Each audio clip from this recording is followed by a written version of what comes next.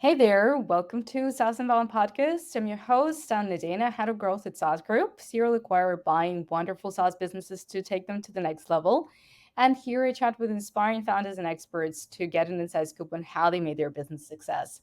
And today with me is Matt, founder and CEO of SUMA SaaS, the leading provider of financial management software as a service for small businesses in Spanish-speaking Latin America. Welcome to the show. Thanks, Anna. Great to be here. Great to see. I mean, honestly, you're the first founder from South America that we've had on the pod ever.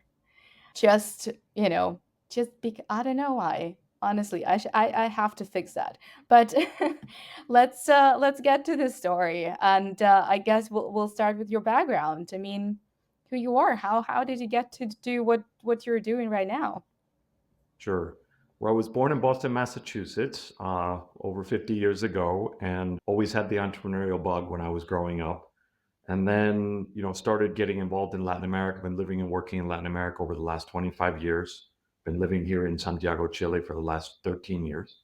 And, once I did the usual sort of rounds in banking and private equity, realized I wanted to do something more important with my life. And, that's when I got excited about technology, software in particular. And when we saw an opportunity of millions and millions of SMBs, small businesses in Latin America that are still operating, with many of them with pen and paper, we thought that there was a great opportunity to not only build a really large business, but also impact the development and economic growth of an entire continent. Oh yeah, I can definitely see where you saw an opportunity. I lived in South America for just a year, and it wasn't even that long ago. But yeah, the level of technology was kind of just like it was 20 years ago in the US or Europe, and it's fascinating. I think it feels a lot more exciting and maybe a little easier, and correct me if I'm wrong, just from the point of view of, you know, getting people excited about this thing. So I know, and we talked about it a little bit before we started recording. I know there wasn't like a 0 to 1 kind of grind with an actual like getting the first client, getting the MVP ready. So how did the company start, and why did you choose this sector in the first place? Well, I was, living here in Chile and started actually a small company, and the administrative barriers to getting the company started, opening a bank account, then getting my first client, then having to send an invoice, and keep the books and pay taxes and try to think about paying payroll was so onerous that I actually had to get an accountant to help me. And that accountant used Nubox, which is the first company that we acquired here in Chile. Um, and so when I saw, the importance of that relationship between the small business owner and the accountant, navigating all of the administrative and regulatory framework here, which is more advanced in some cases than other parts of the world, I thought there was a massive opportunity to help small business owners, remove some of the headaches of administering so that they could spend more time, with their employees and with their customers. Absolutely. How did you choose the first company to buy? Was it just Well, we met. luck? You worked with them anyway? Well, it's a little bit about how you meet your life partner. There's a little bit of science and there's a little bit of magic. Together with Riverwood Capital, who continues to be our lead investor, we mapped the entire market. We talked to the top tier SMB software and accounting software players in Mexico, Colombia, Peru, Chile, Argentina, Brazil as well, Ecuador, Uruguay. And we began to find a lot of things in common that distinguish the best companies from the companies that were good but not great. One is that they had a singular focus on an ICP, very narrow focus. Number two is they were already operating in the cloud, and number three is they had a very accessible price point because these SMBs, really many of them do not have neither the budget nor the teams in order to implement very complicated software. So Nubox was here in my own backyard. My accountant was a customer. We reached out to the Nubox team, the two founders there and their investors, and we were very fortunate to be able to buy out the investors, and the founders continue to be partners in SUMA to this day. Oh, that's wonderful. So is that your strategy to buy companies in different countries, kind of acquire them with the customers, with the team, with the founders, and kind of just build a conglomerate, or what is exactly the strategy there? We're trying to find the best of both worlds. We feel like the problems that SMBs, small business owners, accountants face everywhere in the world are fairly similar. But yet, every regulatory environment, every country, in fact, in some countries, every state or region has different tax regimes and different regulatory environments. And so, we've been here at SUMA building a company or a culture which we call Glocal, which takes sort of the best practices, economies of scale, playbooks of a global business, but also has the very hyper localized solutions which are custom built for the environments in which they operate, and fit into the ecosystem and are designed for the local ecosystem. And that permeates through everything we do, not only with our products, but also with our culture and how we run the day-to-day operations at SUMA and at our local business units on a very integrated basis. Yeah, makes sense. So apart from what you just said on more of a like technicality and the way they operate, what else is important when you're looking for the company? Is there a certain cultural fit that you already expect when you acquire somebody, or you think that anything can be turned around? Well, I am an internal optimist, and I do think anything can be turned around given enough time and enough energy. But we look for companies that already share our vision and our mission, which is to make SMBs and accountants more successful. We look for founders that want to be part of something bigger, and there are great founders out there that have bootstrapped their companies and are very comfortable running them, on a very autonomous, independent basis. But we look for founders that want to be part of something bigger, that are willing to give up some autonomy in order to gain, all the benefits of being part of a larger organization where they can learn and teach and improve, and also help us improve. And then finally, we look for companies that have embraced sort of the new generation of technology, the new form of working, that have leapfrog beyond on-premise legacy solutions, that are incorporating AI into their products and are building for the future. And I think that's also an important mindset for us. There are a lot of great companies that are really not growing, sort of trapped in the status quo. And we try to look for businesses and entrepreneurs and partners that want to build something which is really transformational going forward.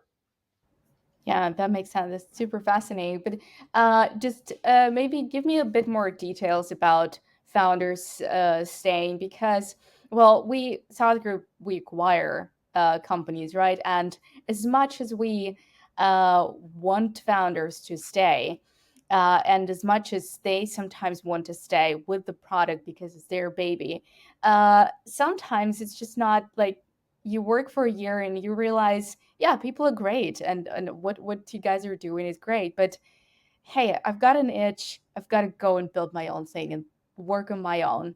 How do you work with that? Well, I guess what we expect is that founders' roles will continue to evolve over time. And so, with the three companies that we've acquired, in all cases, the founder stayed for a couple of years in an operating role, worked on the transition plan, began to incorporate some of the best practices, and also began to share some of the best practices they have. All of the founders ended up with equity in SUMA, so they continue to be our partners. Some of them have moved on to roles as advisors. Others have moved on to roles and continue to be on boards of directors of the local companies.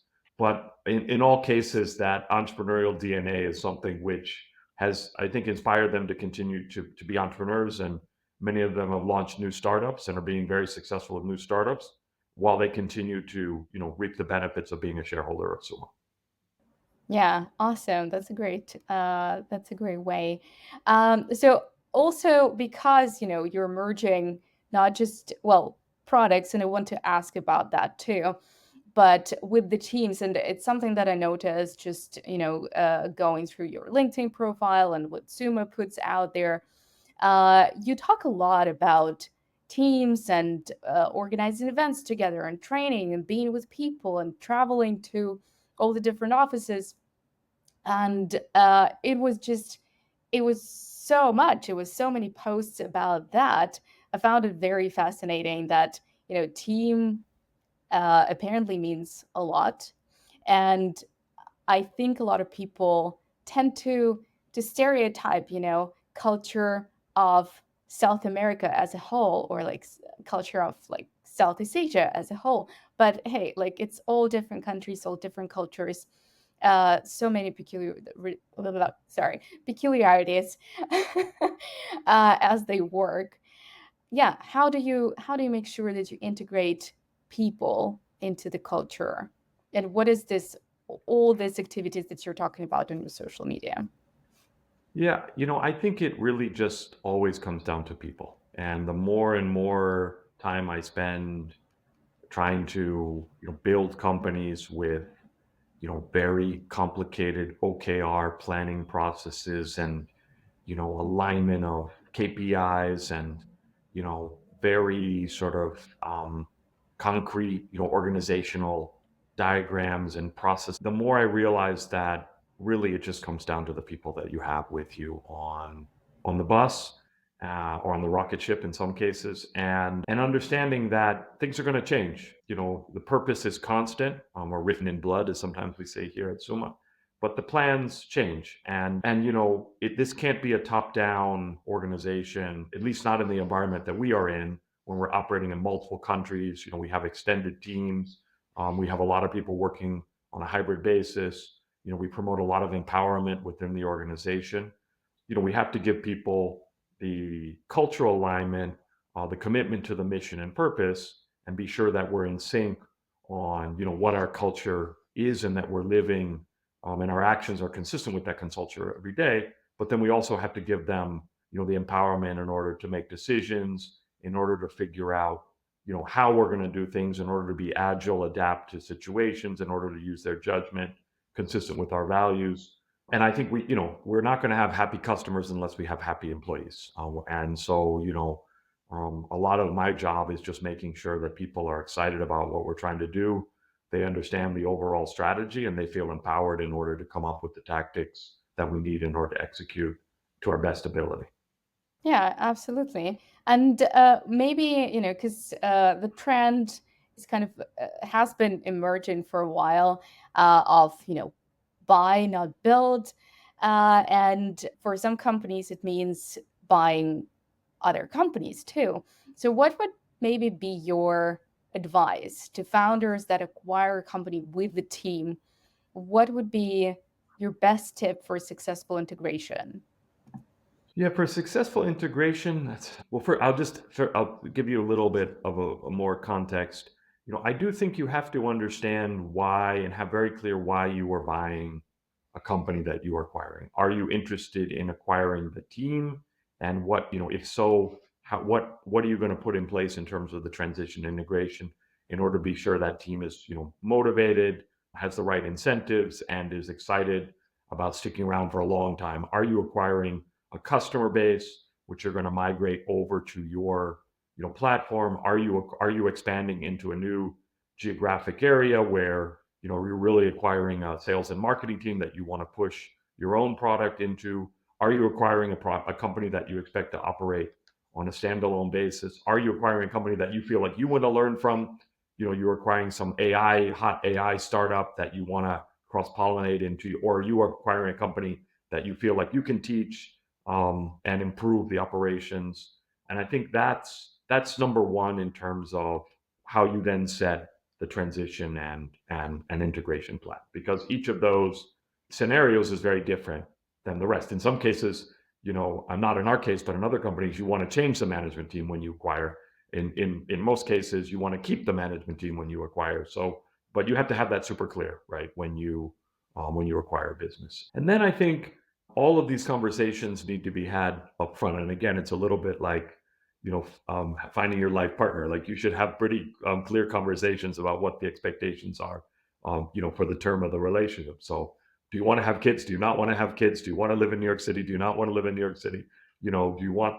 Do both partners want to work? Does only one want to work? What are the sort of, and that can change obviously over time, but those are the conversations that probably you need to have. Do you want to be in an open relationship? Do you not want to be in an open relationship? Like those are things that pretty you should probably have those things pretty well defined before you say your vows, because that really sets the stage for the transition and integration plan. And it's difficult. Those conversations are difficult. It requires also building a sense of trust so that a founder can tell you, listen, I don't want to be part of a bigger organization. I've built this thing up to where I think I can take it. I'd love for you to take it from here. I'm happy to stay around for 6 months to a year, and build a sense of trust where you can have those conversations, and try to be as transparent as possible.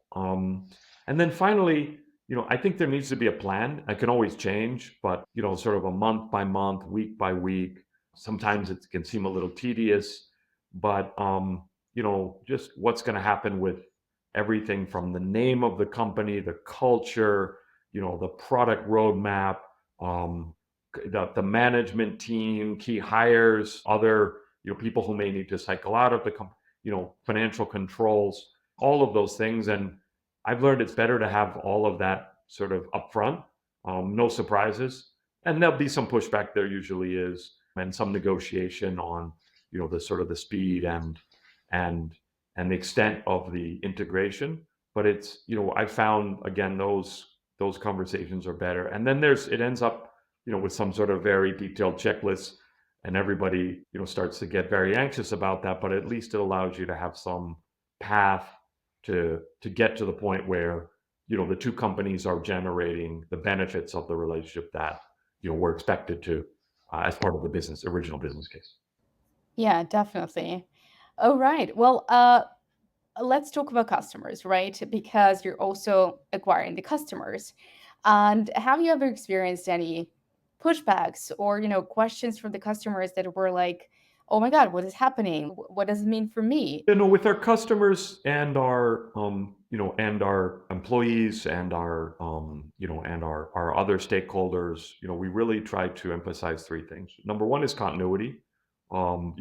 Even though there's going to be a change of ownership here, the business continues to operate. The reason we are acquiring this business is because we think and we know it's successful now, and we believe it can be even more successful in the future, continue to do the things that it's doing. Number two is growth. We try to acquire these businesses so that they can grow faster. For the customer's point of view, they often see additional investment in our products, additional investment in customer service and customer experience. Many of the companies that we acquire, we're operating with very limited resources. We've added more resources in all cases. I think in most companies, we've doubled or tripled the number of employees, and we doubled or tripled the number of customers since we've acquired these businesses. And then finally, opportunity. So, there will be new things that we are incorporating. They should create opportunities for our customers. And, but it's been, well, I guess what's been interesting is that how much of customer support each of the founders was doing. So, even though all the companies we acquired, had their own customer support area, most of the founders had at least their original customers, on their cell phone, on, via WhatsApp. And so, in some cases, I've had to take over some of those relationships with our customers and make sure that they understand that, it's one thing for a founder to do customer support for 100 customers, but when you get up to 25,000 customers, it's hard for me to do customer support on a one-on-one basis via WhatsApp. So we have to be able to also let our customers know that as much as it was great for them to have the founder be able to, contact them with any problems on WhatsApp, that's probably not something we're going to be able to scale going forward. Yeah, talking about also cultural differences, but it's probably also a very uh, good sign for you that a founder was actually so involved and doing customer support because, well, you have to be closer to your customers. So, how does it change for you once you get all the customers on board and the companies on board? How does the customer acquisition strategy change from, top down, or do you try to keep companies fairly independent that they continue doing what they were doing since they got to the point where you were interested in their success? Yeah, no, I think, there, I think we've learned some important lessons, which is that some things scale and some things don't. So I think in all of the cases, we've had to incorporate new initiatives in the go-to-market area in order to boost and improve that not only the number of customers that we're acquiring every month, but also the efficiencies there. So, for example, many of the companies that we've acquired, really were based on, word of mouth advertising, customer referrals, really a lot of very close contact, mano a mano, sometimes we call it, in order. And we've had to layer on top of that, digital marketing, a lot more content oriented towards, organic growth strategies, online organic, building out much more systematized and repeatable playbooks, implementing SDRs, and sales assistants, building a fairly robust management of the funnel or customer flywheel, and then really boosting the systematized activation of our customers. So taking a lot of what were well organized but fairly I would say high touch customer acquisition and customer activation strategies, and move them more into a scalable approach where we could just handle many more customers. And so, I always think of our business as a gym where our customers come to train, and we can put personal trainers in front of them, for the first couple of days, but not everybody can have a personal trainer every day for every time they want to come into the gym. And so, we've also had customers have needed to be a bit more autonomous in how and we've had to be able to be a little bit more automated in terms of how we onboard and support our customers going forward. Again, because we are now at 5 times the number of customers that we started with 8 years ago, and we just can't put a personal trainer with every customer every time they walk into our gym. Yeah, absolutely. That makes sense.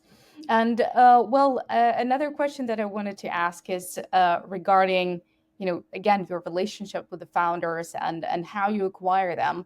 And I wanted to ask, what is kind of the biggest objection or the biggest misconception that you see from the founders that you reach out to about this kind of deals and about this kind of, growth through acquisitions and potential development for them? Yeah, I think one of the things that I underestimated, and I would even call it perhaps a mistake, is, you know, how important the emotional side was or is to the founders. And, we had, in all cases, we had a very, systematic, economic, negotiation and discussion, a very rational approach to, the transition plan, a lot of sort of business logic and sort of ROI calculations around a lot of the new processes that we were implementing, a lot of very clear directives around policies, around financial controls and cybersecurity and budgeting and planning. And what I underestimated was how difficult the emotional side was going to be for the founders. And now thinking about it myself, I realize how difficult it will be for me when my time comes to pass this project on to new leadership, new investors, because it really is like raising a child. And in some cases the time cycle is sort of the same. Many of these founder, I mean, I've been working on this project for almost 10 years now. So, and many of the founders, that we've acquired, have started, all of them started before me. So, I think that emotional side I did not give enough attention to. And when you're emotional, you tend to make decisions on a non-rational basis. So a lot of things which just seem so obvious and so rational, became very emotional and very charged. And it was difficult. It was difficult for the founders to start to operate in a different way, and it was difficult for us to understand why they were being so emotional about it. So, I guess empathy there was something which has grown on my side, and now I'm much more empathetic to the fact that, despite all of the reasons and justifications and ROI analysis and in some cases very lucrative financial outcomes for these founders, when you're hugging your child and sending them to the school for the first day and they're getting on the bus, that's a very emotional moment.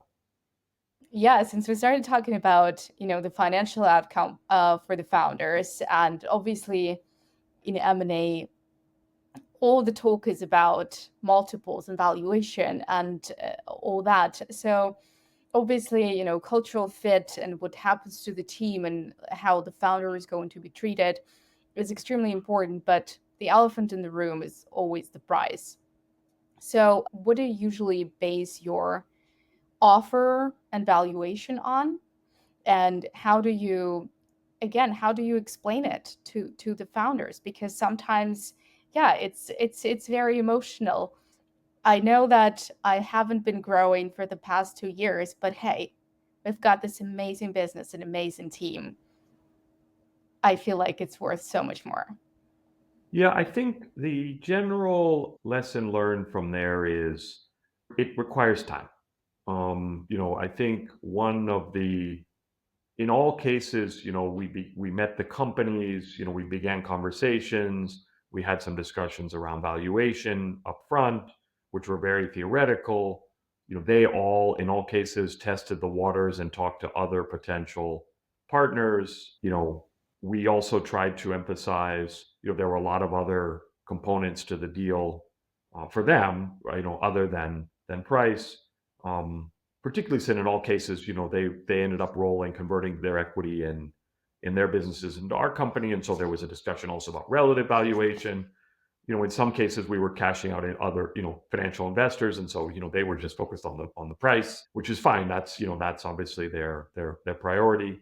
But in all cases, it take time, and I think the market speaks, and so we also encouraged all of our founders, and I know they did this, to talk to other potential buyers, because in the end, rather than having a theoretical discussion about whether the multiple is 3 times or 4 times or 5 times or 6 times, it's sort of like, and it's a little bit like selling your house or your apartment or your car. In the end, it's basically worth what somebody's willing to pay for it. So if you talk to 10 people and you all get around the same sort of offers, then you end up and so we try to be competitive.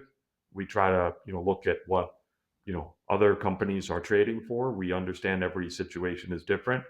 We try to be very consistent over time, and we encourage the founders to talk to, and if they can do it, if they can get a better deal in the market, better than ours, not only for price but the other elements of the in terms of what the benefit is going to be for them and for the company, in the future, then they should take it. We think there's a lot more to the deal than just the multiple, but that tends to be where people get very, very fixated. And so we try to encourage them to talk to as many people as they can. And then, if they come back and want to talk to us, then we think, we'll probably get something done. If they don't, then, we think they've probably done something with somebody else.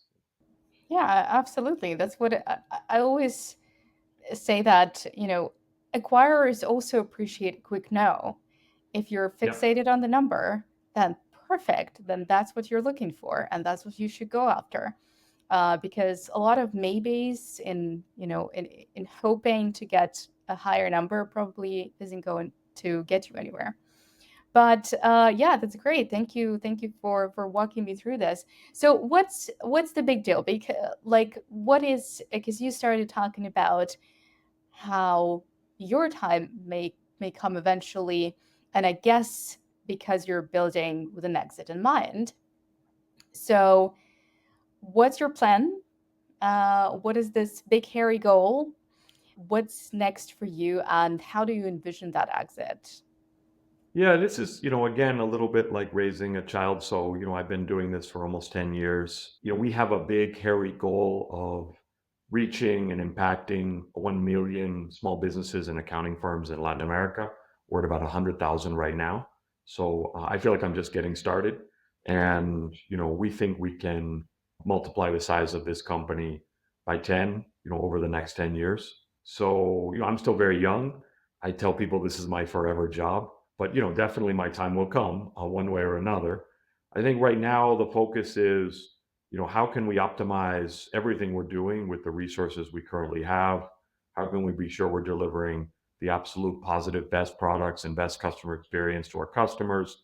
How can we make sure that every employee is engaged and motivated and doing the best work of their careers here? How can we make sure we're delivering attractive returns to our investors?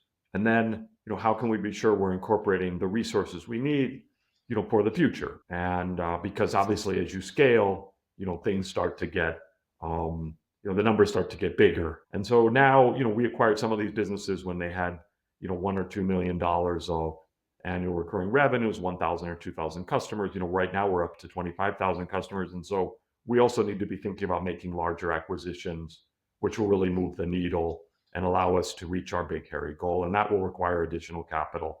When we have great investors today, Riverwood Capital and Partners for Growth, and they provided all of the capital we've needed so far. But I'd love to take this company public someday, and take access more long-term capital via the public markets to allow us to continue to grow and expand throughout Latin America. That's a great plan. Well, I hope to, to interview you again sometime to see where you're at, maybe in a couple of years. But the last couple of questions on the pod are usually the same. So far with Suma, what has been the biggest win and the biggest failure? I think the biggest win is that we have really consolidated a focus on strategic focus, purpose, mission, which drives everything we do, drives our culture, drives our commitment to our people, drives our sort of strategic vision, which is to empower millions and millions of SMBs and accountants in Latin America. And that everything we do, really starts there. And it's even deeper than that because, 80% of small businesses in Latin America fail within the first 5 years, and yet they're also responsible for 80% of the employment in the region. And so we want to help small businesses be more successful. On average, our customers have about 10 employees, and if we can just have every one of them go from 10 to 11 employees, that would be such a big win for the region. So we feel we can impact the economic development of Latin America via the success of the small businesses. And that took some time to really crystallize. It seems so obvious now, but and every time we have any important decision that we're making in the company, we go back to that original purpose and original mission that we have at SUMA SaaS. And that's been something which has been, and then my job is to be sure that I just repeat that until people are sick of hearing it. And so I do that every day.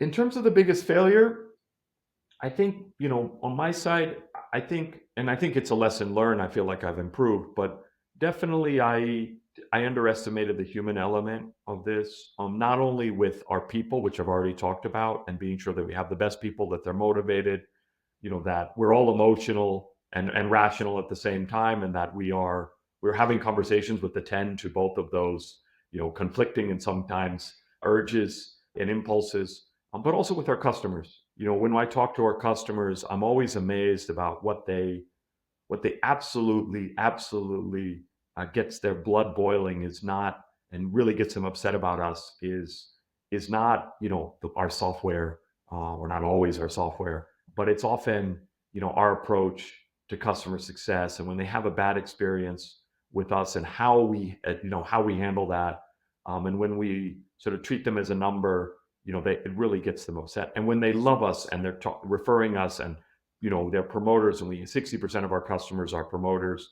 They almost never talk about our software. They almost always talk about our customer support and customer service when they love us. And it's like, when you think about the great companies that you love, sometimes it's about the products, but often it's because when you have a problem with them, it's how they handle. That's the moment of truth with. And so that, being sure that we understand that every single one of our customers is a person, and then behind them they have people, either their employees or their customers, they're trying to be successful with that. So I think the biggest lesson learned or biggest mistake was underestimating the importance of people, both on our customer side and our collaborator side. Yeah. Thanks for sharing that. It's a very common answer. It's either win is the people or a failure because, well, people interact with people and buy from people and want to, be handled well and be communicate well. So it only makes sense. But the last question I wanted to ask is about a hack. And well, you're free to say there are no hacks, but maybe there was some magic trick that maybe worked just once, but you always remembered it, or something that you keep going back to and it keeps delivering. Yeah, I think I have a lot of weaknesses and a lot of things I need to improve, but I think I have one superpower at least, which is recruiting great people. I'm really proud of the team that we built.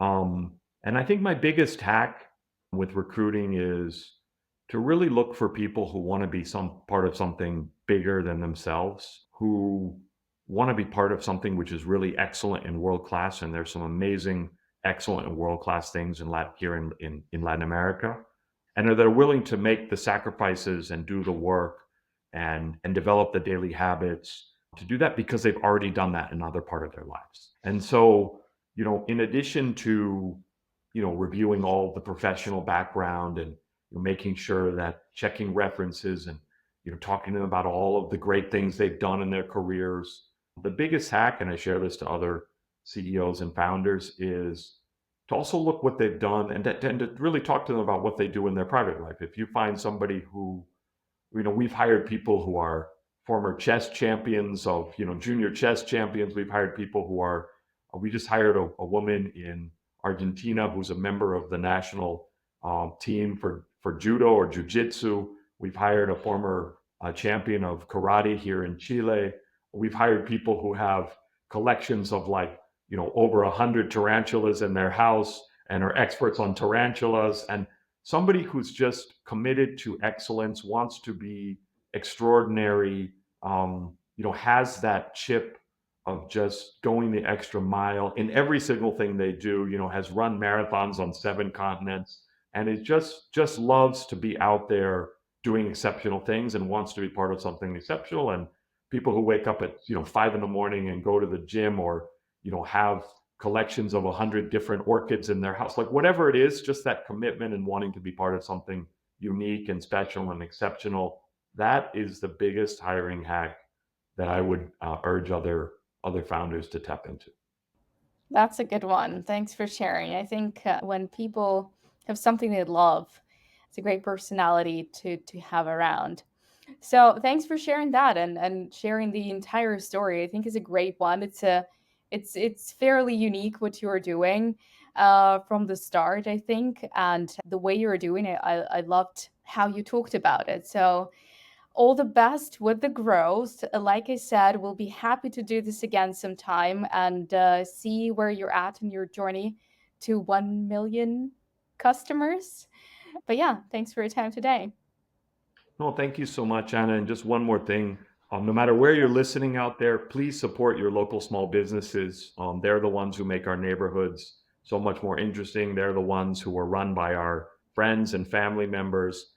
They're the ones who are struggling against the massive chains and massive e-commerce platforms. So get out there, support your local bookstore, your local florist, your local coffee shop, your local friends and family who are running small businesses. We're all in this together, and be sure you're supporting small businesses wherever you are. Thank you so much, man, and take care.